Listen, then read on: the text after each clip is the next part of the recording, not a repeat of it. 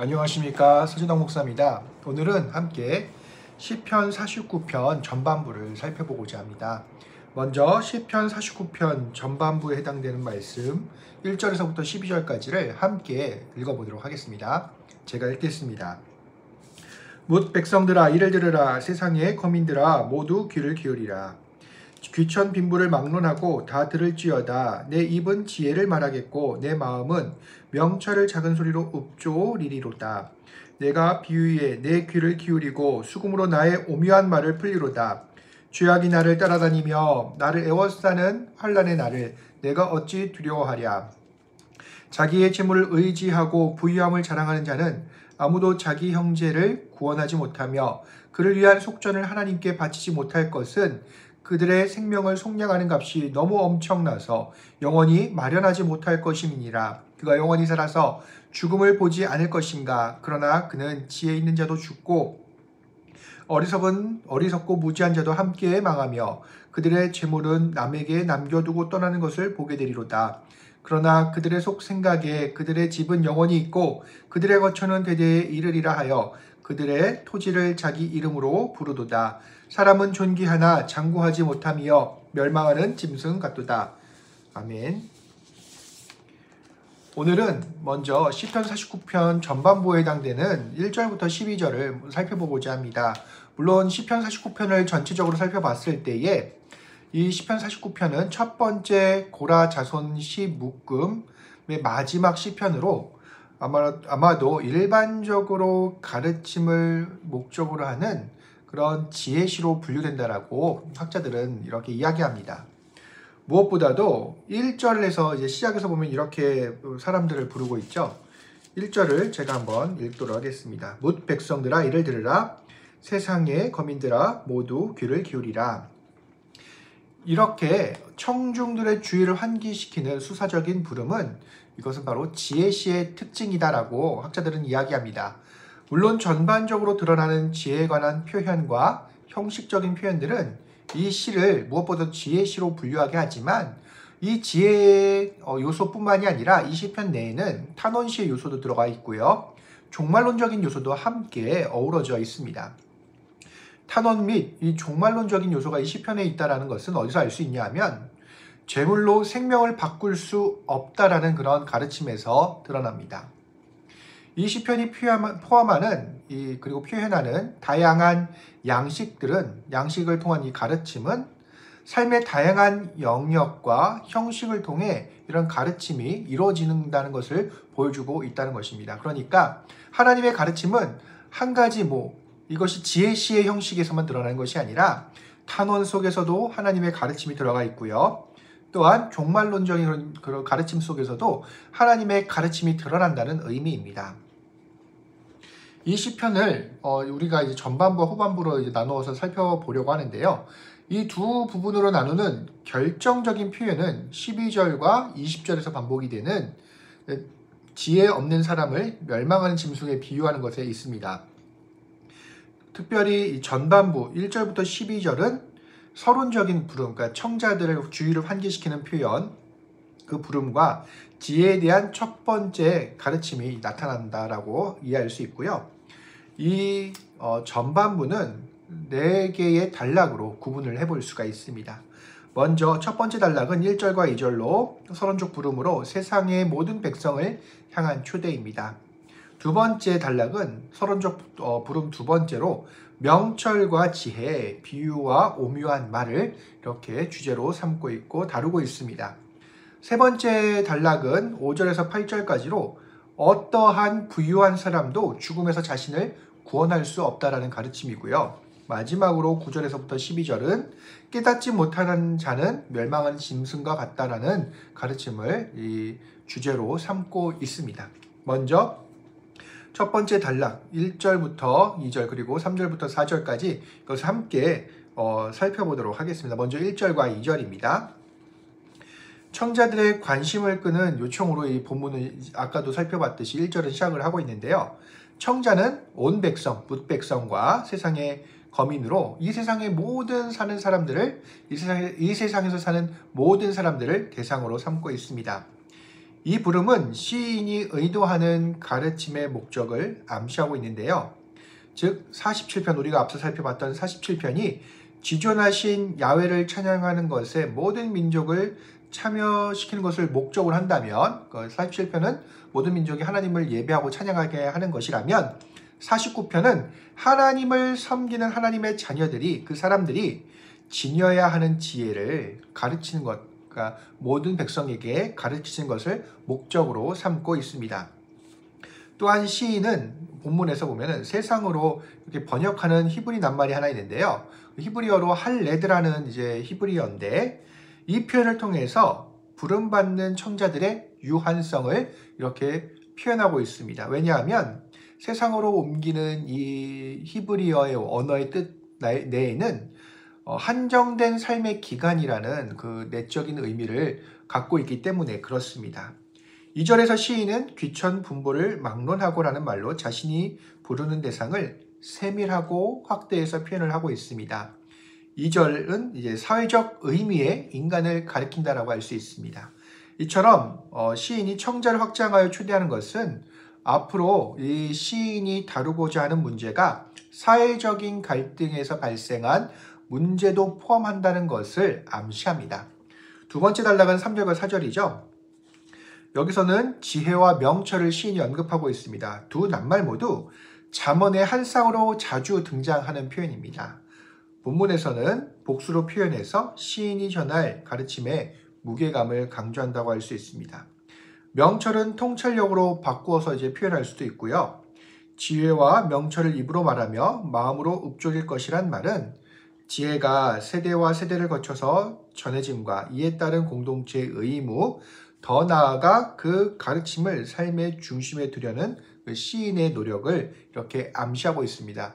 이것들을 내포하는 것이 시편 1편 2절의 말씀이라고 할 수 있고요. 지혜를 비유와 오묘한 말로 표현해서 근본적으로 지혜는 이해하기 어렵다는 것을 보여줍니다. 그러니까 비유와 오묘한 말 자체에는 누군가 풀어주지 않으면 이해할 수 없다는 의미가 담겨 있습니다. 그리고 그 비유와 오묘한 말에 귀를 기울이고 수금으로 풀어내다라는 표현은 지혜를 푸는 그 자체의 의미와 더불어서 그것이 풀리는 시간과 공간적인 의미를, 그러니까 이 비밀이 풀리는 시간과 공간이 어디인지를 함축적으로 암시하고 있습니다. 지혜를 푸는 것은 이 뜻에 사용된 히브리 낱말 파타흐와 같이 예언을 드러내는 것과 같습니다. 그러니까 지혜를 풀어내는 것도 하나님께서 전해주신 그 말씀, 예언의 말씀들을 풀어내는 것과 동일한 의미를 지녔다라고 할 수가 있습니다. 지혜를 가리키는 단어 마샬에도 계시라는 의미가 있기 때문에 그렇습니다. 또한 이것이 풀리는 공간은 어디냐면 바로 제의, 예배라고 할 수 있습니다. 왜냐하면 수금을 타는 것은 주로 예배와 관련되어 있기 때문에 그렇습니다. 그러니까 여러분 여기서 중요한 게 우리가 바라봐야 되는 것은 무엇입니까? 하나님께서 주신 지혜의 말씀, 히브리어로 마샬이라고 하는 것, 이것은 결국 그 의미가 정확하게 드러나는 시간과 공간은 예배라는 것이죠. 예배 속에서 예언과 마찬가지로 이 지혜의 말씀이 풀어진다는 것을 구약은 이야기하고 있습니다. 세 번째 단락은 특별히 이제 부유한 자도 죽음을 피할 수 없다라는 가르침이 담겨져 있는데요. 여기서 물음으로 시작을 하고 있습니다. 어떻게 이야기하고 있죠? 5절입니다. 죄악이 나를 따라다니며 나를 에워싸는 환난의 날을 내가 어찌 두려워하랴. 이 물음은 결국 수사적인 질문입니다. 내가 절대 그날을 두려워하지 않는다라는 표현이죠. 죄악이 나를 따라 애운다라는 문장은 사변적인 의미의 환난을 의미하지 않습니다.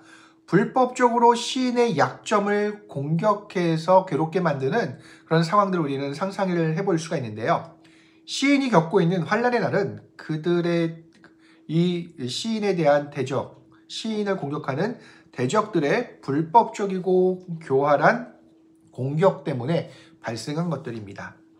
시인은 질문을 통해서 실제 겪는 환난 속에서 그들을 절대 두려워할 필요가 없다라는 것을 선언하고 그 내용, 선언의 내용을 이 글을 듣는, 이 찬양을, 이 탄식을 듣는 모든 사람에게 가르쳐 주는 것이라고 이야기할 수가 있습니다.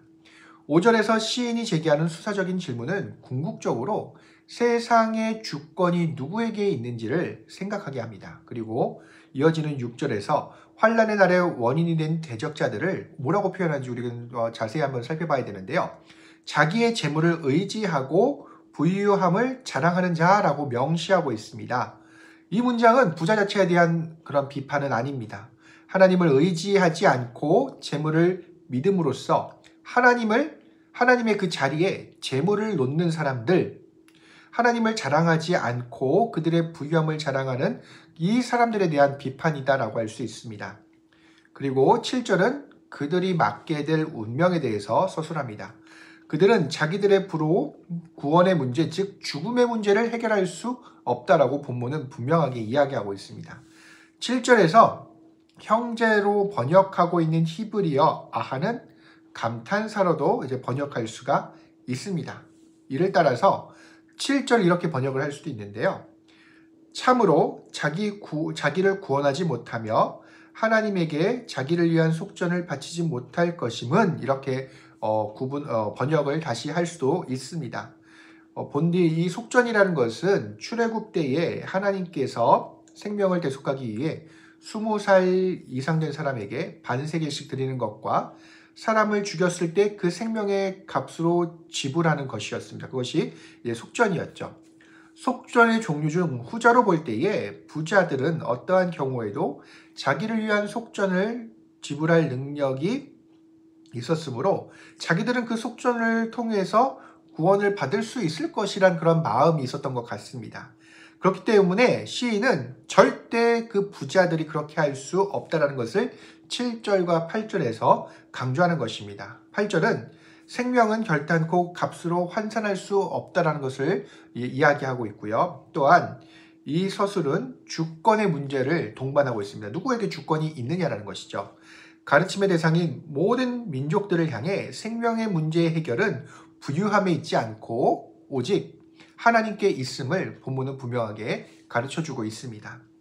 마지막으로 9절에서 12절은 멸망하는 짐승, 깨닫지 못하는 그런 사람들은 멸망하는 짐승 같다라는 그런 주제에 대해서 다루고 있습니다. 이 네 번째 단락은 부자들에게도 해당되는 죽음의 문제를 확장을 하는데요. 9절은 5절과 마찬가지로 수사적인 질문으로 시작을 하고 있습니다. 부자도 결국에는 죽을 수밖에 없다는 것을 강조하는 것이죠. 10절은 지혜로운 사람과 어리석고 무지한 사람을 나란히 놓고 있는데요. 그렇게 함으로써 죽음은 누구에게나 평등하게 찾아오고 있음을 이야기합니다. 다시 한번 생명의 주인은 사람이 아니라 하나님이심을 강조하는 것입니다. 더 나아가 그들이 믿고 모아둔 재산도 죽음 이후에는 다른 사람들이 사용하게 될 것이라고 분명하게 이야기합니다. 하지만 이 11절은 그럼에도 부자들이 갖고 있는 그런 부자들의 그런 공통적인 믿음을 보여주고 있는데요. 그들은 그들의 부를 믿기 때문에 그것들도 자기들이 쌓아온 그런 부도 영원히 있을 것이라 이제 생각을 합니다. 특별히 표현 중에 토지를 자기 이름으로 부르도다라는 말은 이들의 모습을 상징적으로 보여주는 표현이라고 할 수가 있습니다. 여러분, 땅의 주인은 누구십니까? 땅의 주인은 하나님이십니다. 하지만 이 부자들은, 본문에 등장하는 부자들은 자기들이 땅의 영원한 소유자라고 생각을 합니다. 그들은 교만하기 때문에 하나님의 이름을 부르지 않고 자기의 이름을 부릅니다. 결국 그들이 부르는 그 땅은 그들의 무덤이 될 뿐이라는 것들을 우리는 여기서 상상을 해볼 수가 있습니다. 12절에서 시인은 결론적으로 이렇게 선언하고 있습니다. 사람이나 짐승이나 죽음의 문제를 해결할 수 없고 그것을 깨닫는 사람만이 지혜로운 사람이라는 것을 본문은 보여주고 있습니다. 특별히 우리가 오늘 살펴본 이 단락에서는 많은 재물도 죽음 앞에서는 소용이 없다는 것, 그리고 누가 생명의 주인이냐라는 부분을 분명하게 이야기하고 있습니다. 따라서 우리는 여기서 알 수 있는 것, 많은 재물도 인간의 생명의 유한함은 해결할 수 없다는 것, 그 끝에 결국 누구에게 주권이 있느냐라는 것들을 우리가 분명하게 생각을 해야 된다는 것을 본문을 가르쳐주고 있고요. 또한 죄의 속함은 우리의 능력이 아니라 하나님의 그런 은혜에만 있다는 것들을 본문은 분명하게 보여주고 있습니다. 속전은 죄를 범했을 때 그 죄값을 대신에 치르는 것인데, 그렇기 때문에 부자들은 돈이 많기 때문에 자기 어떤 죄도, 특별히 뭐 생명을 죽여도 그런 것들을 충분히 해결할 수 있을 것이라고 생각을 했습니다. 하지만 이것은, 오늘 본문은 절대 이것들이 돈으로 해결할 수 없음을 보여주고 있습니다. 그리고 마지막으로 이어지는 질문이죠. 나의 주권은 그렇다면 어디에 있는가라는 것들을 분명하게 보여주고 있습니다. 하나님의 백성은 오늘 이 단락에서 다루는 것처럼 하나님께 자신의 주권이 있음을 분명히 알아야 함을 보여주고 있습니다. 특별히 오늘은 이 지혜의 문장을 통해서, 지혜의 형식을 통해서 그런 이 특별히 하나님의 주권의 문제를 다루고 있는데요. 여기서 지혜, 오늘 특별히 마지막으로 제가 말씀드리고 싶은 부분은 뭐냐면, 지혜가 풀리는 시공간이라는 이 점입니다. 이 지혜도 마찬가지로 예언과 동일하게, 예언의 말씀, 모든 성경의 말씀들이 어디서 풀어집니까? 바로 예배입니다. 예배의 시간과 그 공간에서 그 비밀한 내용들이 선포를 통해서, 말씀 선포를 통해서 드러나게 되는데요. 마찬가지로 이 예언의 말씀, 특별히 오늘 지혜의 말씀도 동일한 맥락이라는 겁니다. 이 말씀이 해석되고 우리가 분명하게 알 수 있는 그 시공간은 바로 예배입니다. 그래서 오늘 본문에서 다시 한번 강조되는 것이 하나님의 주권과 말씀이 해석되는 공간, 예배 또한 강조되고 있음을 우리는 분명하게 이해하고 있어야 할 이해해야 합니다. 오늘도 이 본문을 통해, 또한 오늘 이 본문을 묵상함을 통해서 하나님의 은혜를 경험하시고, 또한 오늘 하루도 하나님의 말씀 가운데 거하는 소중한 하루 보내시기를 주님의 이름으로 축원합니다. 감사합니다.